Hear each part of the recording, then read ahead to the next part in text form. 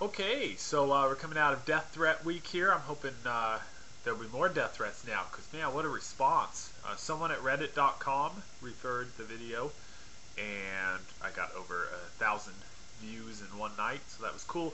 Thank you for all the new subscribers. Welcome, and thanks for all the nice comments and compliments.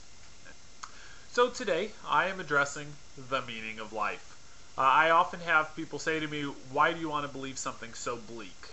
You know, why do you want to have a view of the universe that's devoid of meaning? Or else they say to me, why do you want to believe your grandpa was a monkey? But I translate that to mean, why do I want this seemingly meaningless universe? And that's what I want to address today in 3 points. First point, you can't look at science according to what you want to find. Okay, you can't pick the beliefs that seem to best supply the meaning that you're looking for to make things complete, to give you something to do with your Sundays even when the Super Bowl isn't on. It's not a very realistic way to go about it. Would anyone have discovered cancer if they had thought that way? It's something that we have no cure for. That's very bleak. My second point is that even if you do choose theism to give meaning and purpose to your life, you've now added an eternity. You have an afterlife to worry about.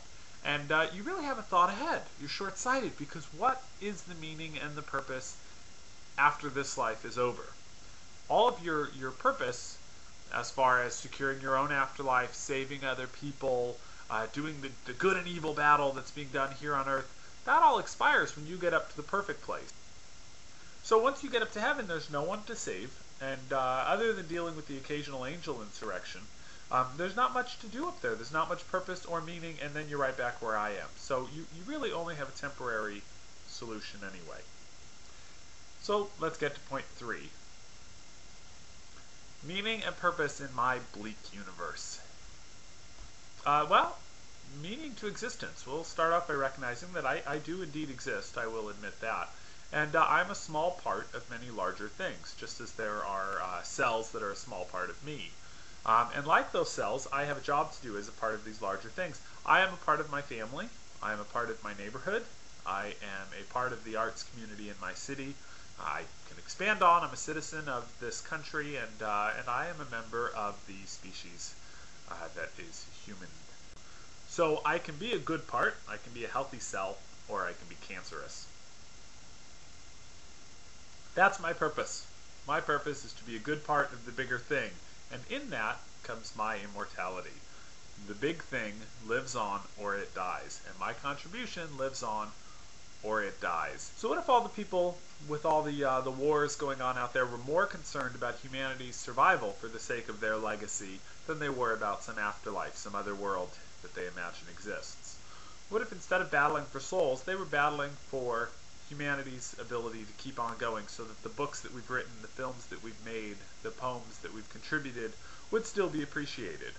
I mean, shouldn't we be putting our attention to getting off of this rock? It's a rather vulnerable position we find ourselves in. And instead, a lot of our attention goes to making sure that we go to the good place when we each as individuals leave this rock, which we certainly will.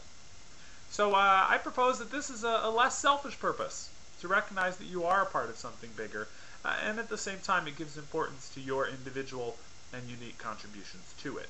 Because any cell in the body can help or hinder the body. So be a good cell, and let's have a healthier body, because right now it's not doing so well.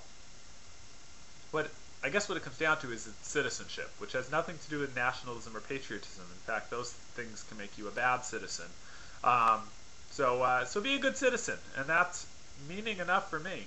And I actually see more meaning in this than in anything else. Good, solid meaning, and it lets us write our own a little bit. You know, what does it all mean? Well, I can decide what I'm going to mean on this planet, and I can decide how best I can contribute. And if I'm really taking it seriously and studying and trying to work within these groups that I'm a part of to give them what they need, and also, you know, put my own personality in there, which happens whether I like it or not, I can make a much stronger contribution. So I don't see it as bleak at all. In fact, I'm enjoying it quite a bit. But am I spiritual? I'm not religious, but I'm spiritual. People often say this to me, and I don't agree. I'm neither religious nor spiritual. I don't believe in a spirit. Friends of mine tell me that I am spiritual. In fact, I get told this regularly, because I feel love. I really dig music. I appreciate the way that art can affect and unite us, these seemingly magical things. But I don't attribute them to a spirit. These I attribute to psychology, to emotion. And again, that's not as bleak as some would say. Understanding or striving to understand love doesn't make you immune to it. You can spend all day looking at the science of how chocolate affects you and what it does to your taste buds. Don't worry, it still tastes good. It doesn't undo it. It might even make it taste better. So no, I'm neither religious nor spiritual. I'm scientific. At least I strive to be. So and then on Reddit.com, I got my favorite comment that I've ever had about me. I love this. I'm going to read it. This guy is like a very gay, very unfunny Will Ferrell with Kermit the Frog's voice. Thanks for that. That's awesome. And my voice today may sound a little funny because I'm still struggling with allergies. I've tried just about every drug on the market. Still working my way through them. Science, why have you forsaken me? Or, God, why'd you make these horrible allergies? Either way you look at it. Just not having a good week with the sneezing and the snot and what else. So hopefully next week be back to normal. I'm going to put off the whole Islam the New Communism thing because I'm still writing it, and it's a long chapter that I'm trying to make short. So join me next week as we look at dicks. Yes, we will compare a creationist perspective and a scientific perspective on dicks. See you then.